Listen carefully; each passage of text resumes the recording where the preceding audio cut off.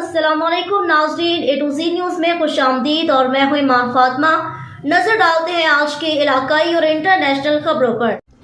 खबरदार शोरकोट से bureau chief Sajid Sheikh की रिपोर्ट के मुताबिक तहरीक मिनहाजुल कुरान खाकी लिखी की तंजीम नौ के हवाले से एक इजलास मुनक़िद हुआ, जिसकी सदारत अल्लामा अल्ताफ़ हुसैन ताहिर सदर तहरीक मिनहाजुल कुरान तहसील शोरकोट ने की। इजलास में मज़र अब्बास नाजिम तहरीक मिनहाजुल कुरान, आबिद हुसैन भट्टी इंफॉर्मेशन सेक्रेटरी, एक अकरम जमाली नाजिम हल्का जात दरोद तहसील शोरकोट समेत कारकुनान ने शिरकत की। ताहिर सरबाना को सदर, महर नज़र साकी को नाजिम यूनियन कौंसिल खाकी लिखे मुंतखब किया गया।